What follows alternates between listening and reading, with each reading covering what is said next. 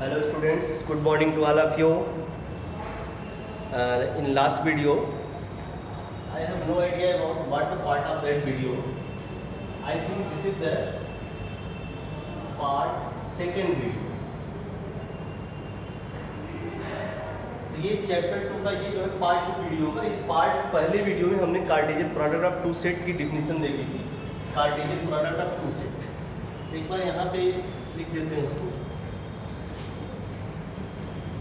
Cartesian product of two sets. तो इस पर बेस्ड कुछ आज हम लोग अपनी एक्सरसाइज करेंगे। एक्सरसाइज 2.1 इस बुक में दिया हुआ है, आपके पास एनसीईआरटी बुक होगी तो उसमें जो भी क्वेश्चन होगा आप करेंगे। इस पर बेस्ड कुछ एक्सरसाइज करना है। और Cartesian product of two set कैसे डिफाइन था, ए क्रॉस बी सिंबल है।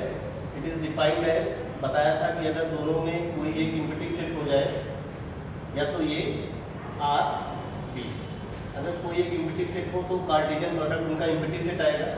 अदरवाइज इसके अंदर जो एलिमेंट आएंगे वो ऑर्डर पेयर टाइप के एलिमेंट आएंगे। जो पहला कंपोनेंट होगा वो पहले सेट से होगा और सेकेंड कंपोनेंट दूसरे सेट से होगा। लेकिन ये चीज़ कब होगी, जब दोनों ही नॉन इम्पटी सेट। ये पूरी डिफिनीशन दी ए क्रॉस बी की। इस पर बेस्ड कुछ क्वेश्चन हम लोग करने जा रहे हैं। जैसे एक्सरसाइज का क्वेश्चन है, पहला क्वेश्चन बहुत सिंपल क्वेश्चन है। ये एक सेट ए इक्वल टू दे दिया है हमको 1, 2। It is consisting of 2 element 1 and 2 and second set B is equal to 3, 4 and 5। तो हमसे कहा गया है कि फाइंड, बहुत सारे क्वेश्चन इसमें पूछा गया है। फाइंड पहला क्वेश्चन है ए क्रॉस बी, दूसरा क्वेश्चन इसने पूछा कि बी क्रॉस ए, ये पूछ लिया। और तीसरा थर्ड क्वेश्चन ये पूछा है ए क्रॉस ए क्रॉस ए। चलिए इसके बारे में अभी बात को पहले इन दोनों को निकाल लेते हैं आसान। तो क्या करें हम लोग, तो लेट अस स्टार्ट। सबसे पहले ए क्रॉस बी फाइंड आउट करते हैं। ए क्रॉस बी के अंदर जो एलिमेंट है वो ऐसा है, यहाँ डिफिनीशन लिखा हुआ ऑर्डर्ड पेयर टाइप का एलिमेंट है। और जो ऑर्डर्ड पेयर टाइप का एलिमेंट है उसका पहला कंपोनेंट वो पहले सेट से और दूसरा कंपोनेंट दूसरे सेट से। इस तरीके से पहला जो ऑर्डर्ड पेयर, अगर हम जैसे इसका जो एलिमेंट लिखने जाएंगे वो ऑर्डर्ड पेयर टाइप का एलिमेंट लिखेंगे। पहला एलिमेंट अगर हम पहले सेट से लें तो 1 और 2 दो ऑप्शन है हमारे पास, तो पहले मैंने 1 ले लिया। 1 के बाद जो दूसरा कंपोनेंट रखना है वो दूसरे सेट का रखना है। तो यहाँ पे 3 ऑप्शन है। 3 भी हो सकता है 1 के साथ, 1 के साथ 4 भी आ सकता है और 1 के साथ 5। ये ए क्रॉस बी निकाल रहे हैं हम लोग, 1 के साथ 5 भी आ सकता है। अगेन सेट ए का दूसरा एलिमेंट क्या है, 2। अब इस 2 के साथ फिर दूसरे सेट का एलिमेंट 3, 4 और 5। इसके बाद क्या बनेगा, इसी तरीके से 2, 3, 2, 4 और 2, 5। ये टोटल क्या बन गया, ए क्रॉस, ये टोटल ए क्रॉस बी बन गया। इसके बाद फिर हमसे पूछा गया कि बी क्रॉस ए क्या है। तो बी क्रॉस ए में जो एलिमेंट आएगा वो भी ऑर्डर्ड पेयर टाइप का एलिमेंट आएगा। लेकिन इसमें जो पहला एलिमेंट होगा, ऑर्डर्ड पेयर का जो पहला कंपोनेंट होगा वो पहले सेट यानी बी से होगा और जो दूसरा कंपोनेंट होगा वो दूसरे सेट बी से, ए से होगा।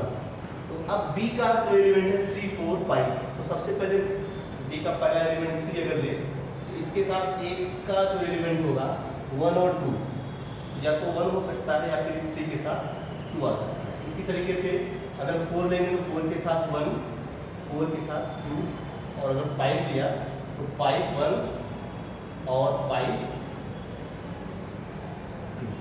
तो ये क्या हुआ टोटल बी क्रॉस ए। अब यहाँ पे अगर देखिए ए क्रॉस बी और बी क्रॉस ए दोनों आपस में इक्वल नहीं है। ए क्रॉस बी का जो एलिमेंट है 1, 3, ये 1, 3 और 3, 1 ये दोनों आपस में इक्वल नहीं है, इसीलिए इनको ऑर्डर पेयर कहा जाता है। अगर आप इनका प्लेस चेंज कर देंगे तो ये ऑर्डर पेयर बदल जाएगा, तो ये इसके इक्वल नहीं है।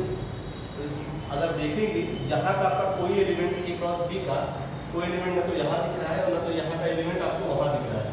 इस तरीके से हम कह सकते हैं कि ये दोनों सेट आपस में इक्वल नहीं है। A cross B is not equal to B cross A. It means that the Cartesian product of two set does not follow the commutative law. ये कम्यूटेटिव लॉ को होल्ड नहीं करता। यानी ए क्रॉस बी और B cross A आपस में equal नहीं हो सकते। अगर ये आपस में इक्वल हो रहे हैं तो दोनों सेट को एक ही सेट होना पड़ेगा।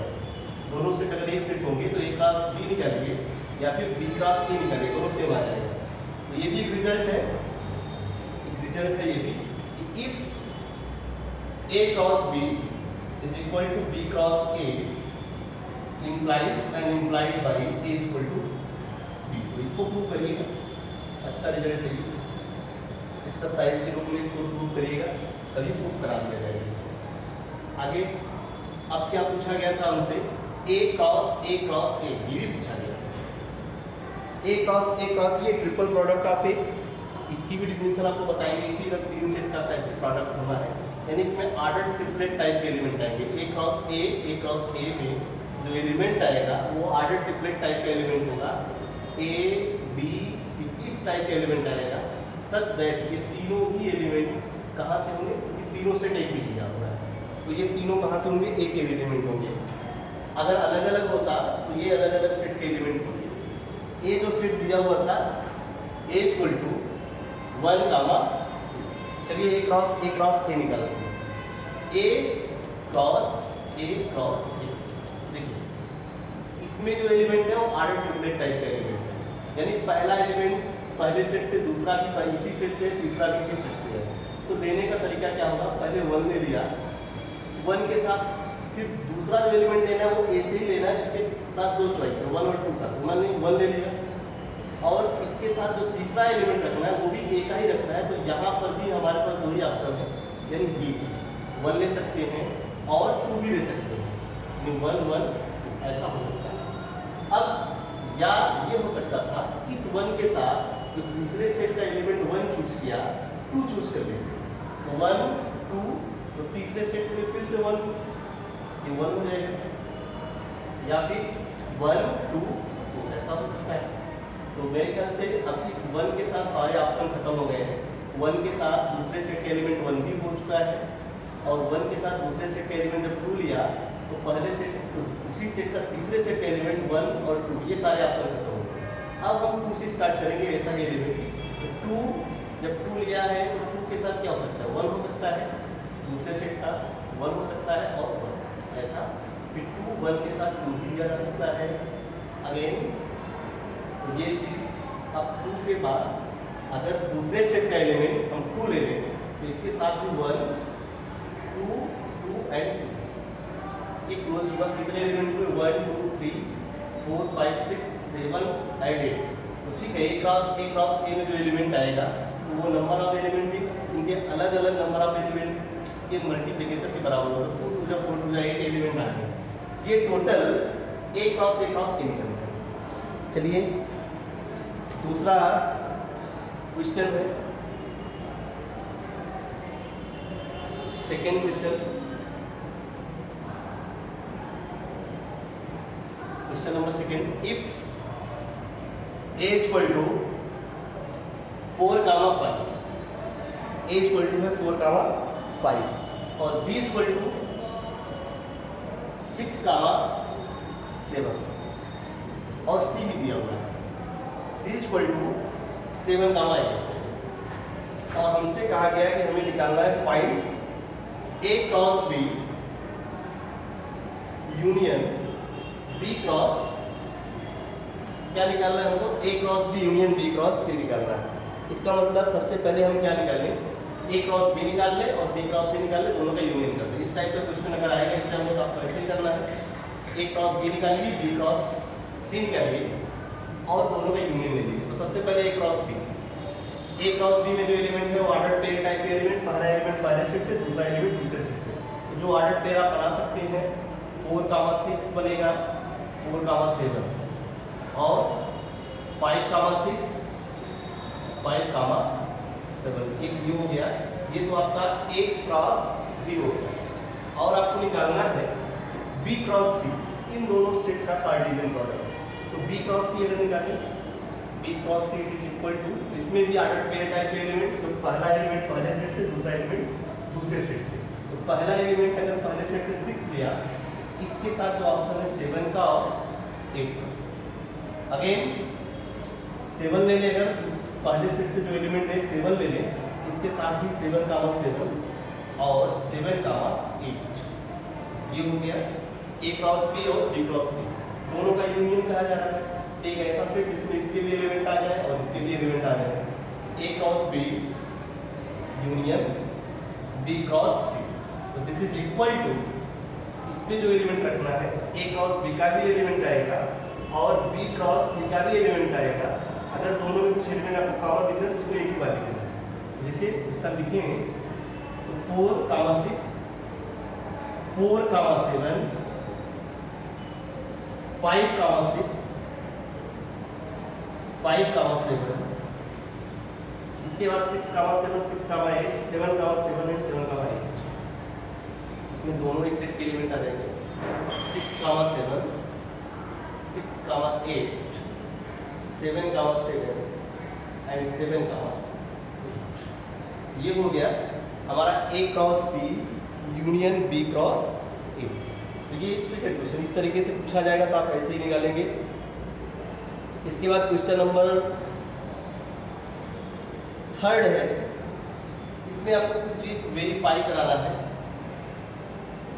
एक 3 में बहुत सारे क्वेश्चन दे रखते हैं और इसके बहुत सारे सब पार्ट है। एक क्वेश्चन मैं कराऊंगा इसमें से A इक्वल टू, ये question number 3, A equal to A B C and B it is singleton set only consisting of element B and C equal to, इसमें केवल भी 2 ही लिखा हुआ एक एलिमेंट।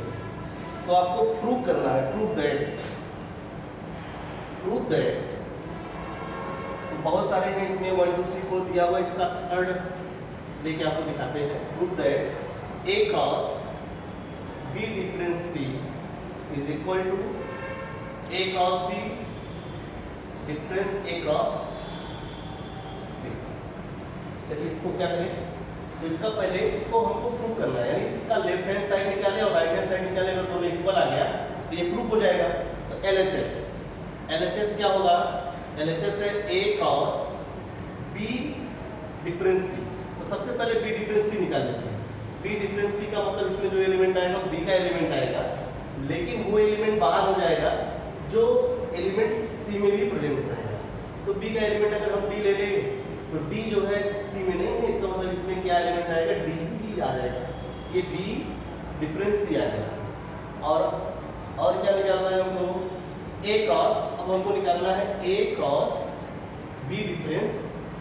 तो A cross B difference C में इसमें आर्डर पेयर टाइप का एलिमेंट होगा, तो पहला एलिमेंट होगा सेट A से और दूसरा एलिमेंट B डिफरेंस C से होगा। तो पहला एलिमेंट A से जो एलिमेंट है A B C 3 एलिमेंट है और B डिफरेंस C में केवल एक एलिमेंट है D। तो जो पेयर बनाएंगे हम लोग A का D के साथ बन जाएगा, B का D के साथ बन जाएगा और C का D के साथ बन जाएगा। ये आपका LHS हो गया। LHS क्या मिला है, A cross B difference C, इसमें जो एलिमेंट है A comma D B comma D और C कामा D। अब हमको निकालना है A क्रॉस B और A क्रॉस C। तो सबसे पहले A क्रॉस B और A क्रॉस C निकालते हैं। A क्रॉस B,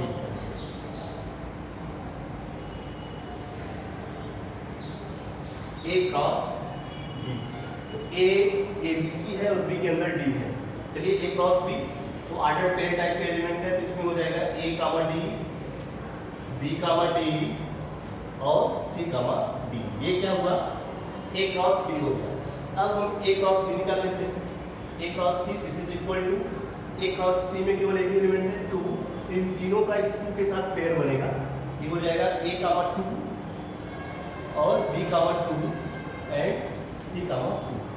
ये A क्रॉस C आया। अब निकालना क्या है, अब जो हमारा RHS है, RHS is given A cross B difference A cross C।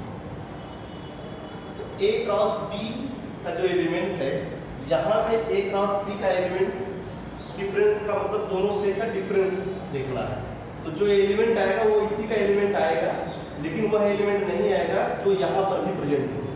देखते हैं कोई एलिमेंट ऐसा है A B, तो कोई एलिमेंट नहीं, क्योंकि यहाँ पे जो सेकंड कंपोनेंट है नंबर 2 लिखा हुआ है और यहाँ पे कोई भी ऐसा एलिमेंट नहीं है जो दोनों में आपको कॉमन दिख रहा है। तो एक इसका डिफरेंस लेंगे तो यही सारे एलिमेंट आ जाएंगे। तो आ जाएगा ये A comma D, B comma D and C comma D. अब आप देखिए जो LHS था, LHS भी वही लिखा हुआ है और RHS भी वही लिखा हुआ है। तो देयरफॉर ये प्रूफ हुआ, सिंस लिख सकते हैं कि since LHS is equal to RHS, दोनों आपस में इक्वल है। तो देयरफॉर ये प्रूव करना था A cross B difference is equal to A cross B difference A cross C। ये स्टैंडर्ड रिजल्ट, ये तो ये स्टैंडर्ड ये हमेशा होता ही है, ये प्रॉपर्टी हमेशा होल्ड करती है कोई भी सेट लिया जाए। लेकिन यहाँ पर अगर प्रूव करने के मतलब आपको वेरीफाई कराना था कि left hand side right hand side equal है कि नहीं।